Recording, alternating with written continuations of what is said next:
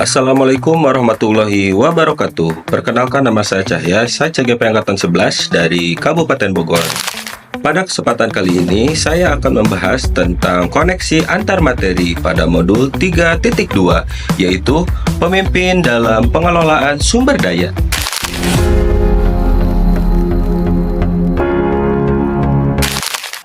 Tujuan pembelajaran pada kali ini yaitu CGP mampu menghubungkan materi modul ini dengan modul-modul yang didapatkan sebelumnya.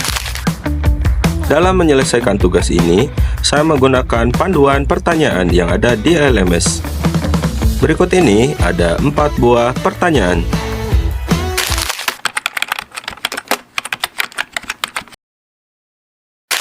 Kesimpulannya adalah, pemimpin pembelajaran dalam pengelolaan sumber daya adalah seorang pemimpin yang menerapkan pendekatan berbasis kekuatan atau aset dengan memanfaatkan sumber daya yang ada di sekitarnya untuk menggali potensi yang dimiliki dalam menunjang proses pembelajaran.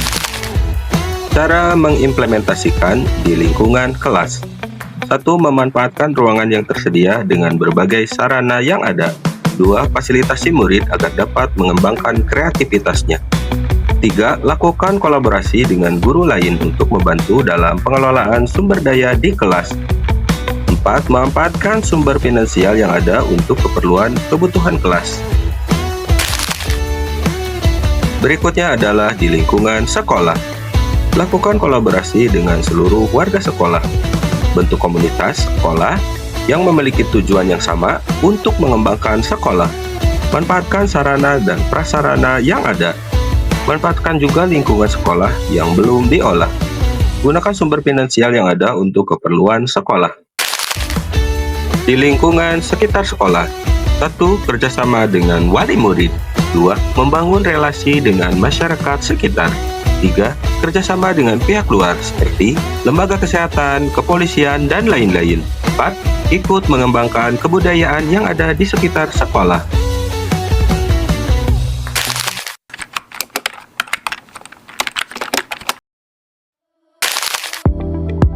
Pengelolaan sumber daya yang tepat akan membantu proses pembelajaran murid menjadi lebih berkualitas.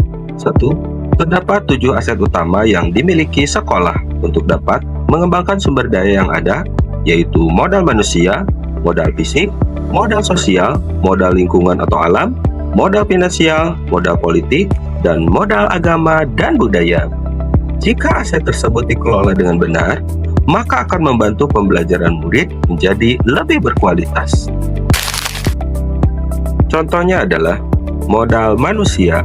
Kepala sekolah dan guru yang menjalankan nilai dan perannya sebagai pemimpin serta memaksimalkan pengetahuan dan keterampilannya dalam mengajar akan membuat pembelajaran menjadi lebih berkualitas sehingga meningkatkan prestasi belajar murid. Modal fisik. Sarana dan prasarana serta seluruh ruangan di sekolah jika dikelola dengan baik akan menunjang kegiatan belajar mengajar sehingga kualitas pembelajaran dapat meningkat. Modal sosial. Norma dan aturan yang jelas seperti tata tertib atau keyakinan sekolah dibuat agar murid memiliki kesadaran diri akan pentingnya disiplin positif sehingga akan tercipta suasana pembelajaran yang kondusif, aman, dan nyaman. Modal lingkungan. Lingkungan yang ada di sekitar sekolah dapat menjadi salah satu sumber belajar yang dapat dimanfaatkan untuk menunjang proses pembelajaran yang kreatif. Modal politik.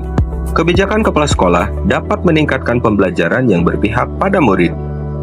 Selain itu, kerjasama sekolah dan dinas pendidikan seperti mengadakan pelatihan atau workshop dapat meningkatkan kualitas pengajaran yang dilakukan oleh guru. Modal finansial. Pemanfaatan dana bantuan operasional sekolah atau biasa disebut dengan dana BOS untuk keperluan operasional sekolah dapat menunjang proses pembelajaran yang lebih berkualitas. Modal agama dan budaya.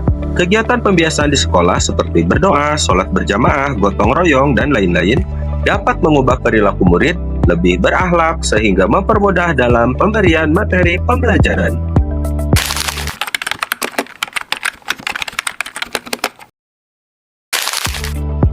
Berikutnya adalah keterkaitan dengan modul lain. Yang pertama adalah modul 3.2 dengan modul 1. Modul 1.1. Guru dapat berperan sebagai pemimpin yang menuntun segala kodrat murid dengan mengembangkan segala potensi yang dimiliki murid.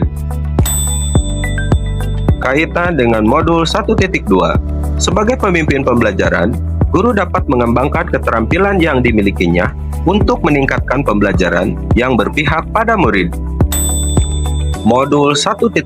Seorang pemimpin harus memiliki visi ke depan untuk melakukan perubahan agar yang lebih baik dengan berpikir berbasis kekuatan atau aset.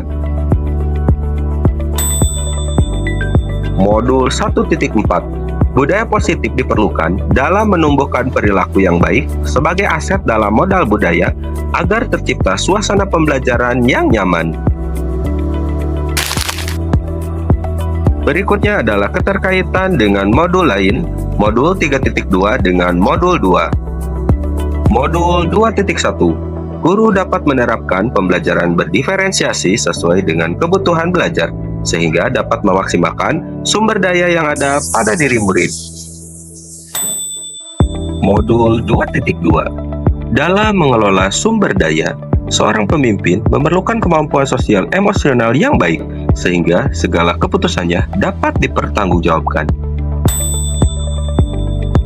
Modul 2.3.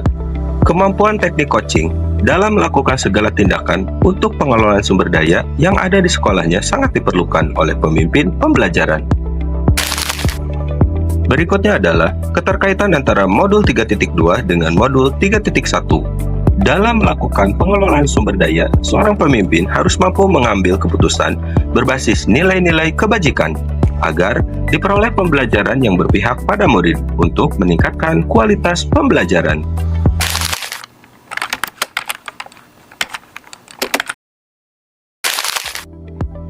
Sebelum mempelajari modul ini, saya hanya berpikir aset merupakan sesuatu yang berupa benda yang bisa dimanfaatkan di lingkungan sekolah, serta lebih banyak berpikir berbasis kekurangan tanpa berusaha mencari solusinya. Namun, setelah saya mempelajari modul 3.2 ini, saya baru memahami terdapat 7 aset utama yang dapat dikembangkan, yaitu modal manusia, modal fisik, modal sosial, modal lingkungan atau alam, modal finansial, modal politik, serta modal agama dan budaya. Selain itu juga seorang pemimpin harus memiliki pendekatan berpikir berbasis aset atau berbasis kekuatan untuk dapat mengembangkan potensi yang dimiliki sekolah. Pemikiran yang sudah berubah dalam diri saya setelah mempelajari modul 3.2 antara lain: 1. Terdapat 7 aset utama dalam pengelolaan sumber daya di sekolah. 2. Guru sebagai aset utama di sekolah harus memiliki kreativitas dan inovasi dalam mengelola sumber daya yang ada agar dapat mewujudkan pembelajaran yang berkualitas. 3. Murid yang heterogen dapat menjadi aset jika diberikan pembinaan yang tepat. 4. Gunakan pendekatan berbasis kekuatan atau berbasis aset, bukan pendekatan berbasis masalah atau berbasis kekurangan. Sekian yang bisa saya sampaikan. Mohon maaf bila ada kekurangan. Semoga videonya bermanfaat. Guru penggerak, tergerak, bergerak, menggerakkan. Wassalamualaikum warahmatullahi wabarakatuh.